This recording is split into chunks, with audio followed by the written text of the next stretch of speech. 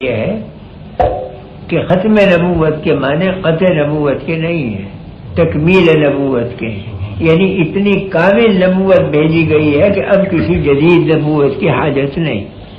اور یہ بالکل ایسا ہے کہ جیسے رات کو ستارے نکلے، کروڑوں ستارے نکل آئے، چاند بھی نکلا مگر دن نہیں ہوا، سارے روشنی پھیلا رہے ہیں، جگمگا رہے ہیں مگر دن نہیں۔ آفتاب کی ذرا سی کرن چمکی اور ستارے غائب۔ تو اگر آفتاب یوں کہے کہ انا خاتم النور، میں ہوں نور کو ختم کرنے والا، اس کا مطلب یہ کہ میں کامل نور لے کے آؤں، اب ستاروں کی نہیں چلے گی، ان کا نور مدغم ہو جائے گا میرے اندر۔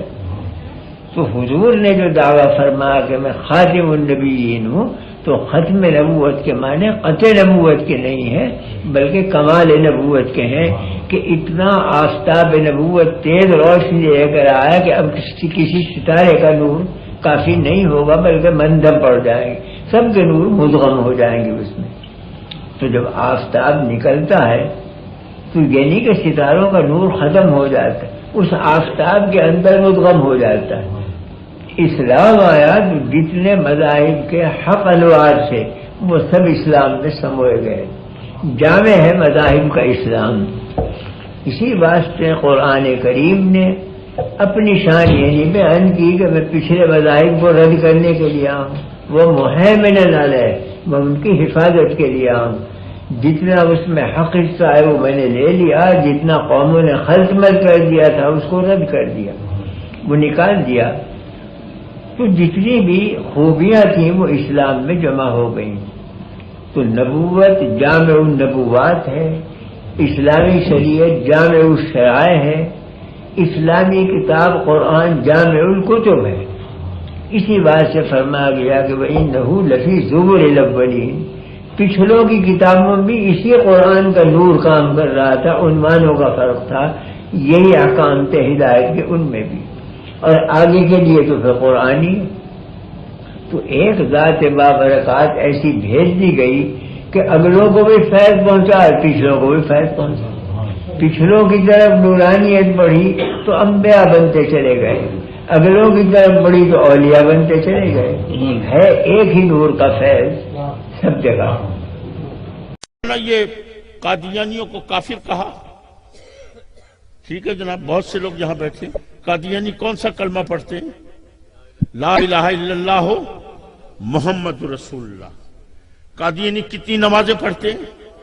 5 نمازیں۔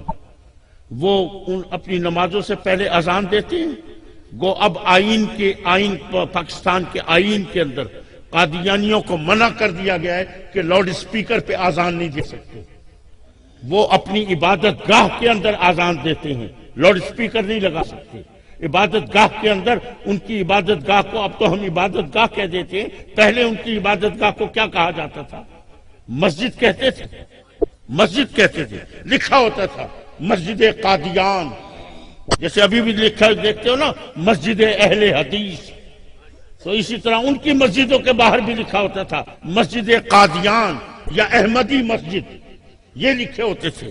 اللہ اکبر، ان کی اذان کون سی ہے؟ یہی اللہ اکبر اللہ اکبر، اشہد ان لا الہ الا اللہ، اشہد ان محمد رسول اللہ، حی علی الصلاۃ حی علی الفلاح، اللہ اکبر اللہ اکبر اللہ اکبر، یہی اذان وہ اپنی عبادت گاہ میں دیتے ہیں۔ نماز یہی ہے، اذان یہی ہے، قرآن یہی ہے، کلمہ یہی ہے، اللہ اکبر۔ ان کی جتنی بھی یہ حج زکوٰۃ روزہ سب کچھ یہی ہے۔ ان سے پوچھو تمہاری شریعت کا نام کیا ہے؟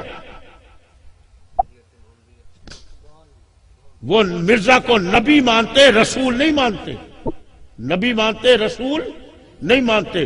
شریعت کس کی ہوتی ہے؟ نبی کی ہوتی ہے یا رسول کی؟ نبی اور رسول میں فرق کیا ہے؟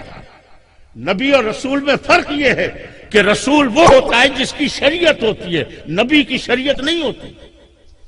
اس لیے ان سے پوچھیں کہ تمہاری شریعت کا نام کیا ہے، تو وہ کہیں گے شریعت محمدیہ، کیونکہ مرزا کو نبی مانتے رسول نہیں مانتے۔ شریعت محمدیہ ہے، قرآن یہی، سب کچھ یہی، کیوں ان کو کافر قرار دیا ہے؟ صرف ایک لفظ کا ترجمہ تبدیل کیا، ایک لفظ کا، اور وہ کون سا ہے؟ خاتم۔ وہ لفظ کون سا ہے؟ خاتم. اللہ اکبر اللہ.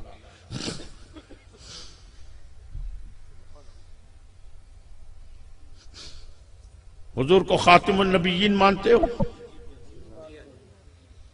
کسی سے اس سے پوچھنا قادیانی سے تم مانتے ہو؟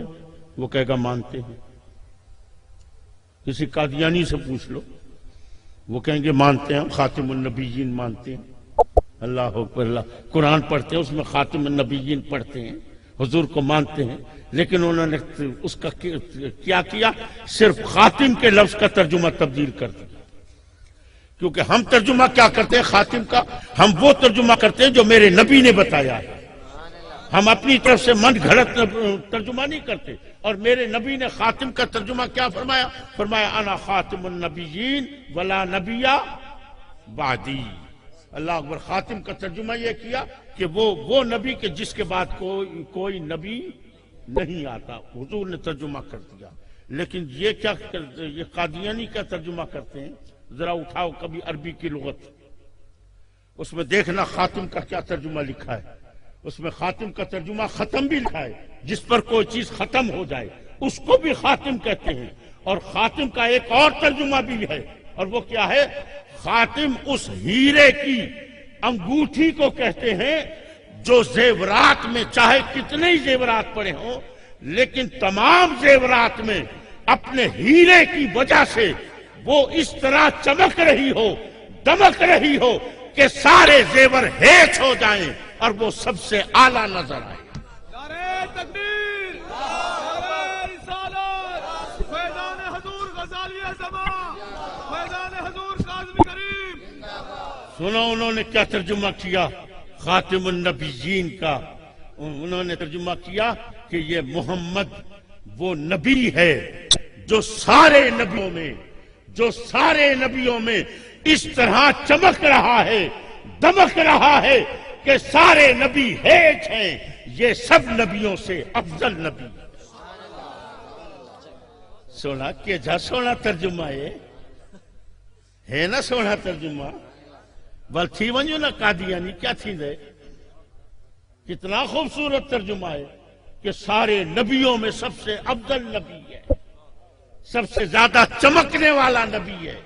یہ اس ہیرے کی طرح، ہیرے کی انگوٹھی کی طرح نبی ہے جو سارے زیوروں میں چمک رہی ہو. اللہ اکبر. پھر بنو گے قادیانی. حسین ترجمہ ہے، خوبصورت ترجمہ. یار چھوڑتے بھائی، میرے اوپر رحم کر دو یار.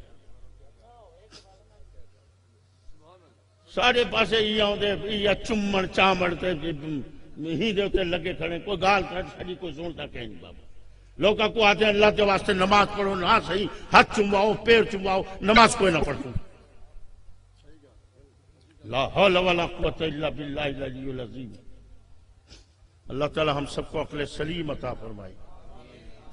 عزیزان محترم، ذرا سوچو خدا کے لیے. ایک قادیانی اگر ایک لفظ کا ترجمہ تبدیل کرتے ہیں تو تم ان کو کافر کہہ دیتے ہو. اور جنہوں نے پورے قرآن کا بیڑا غرق کیا ہے.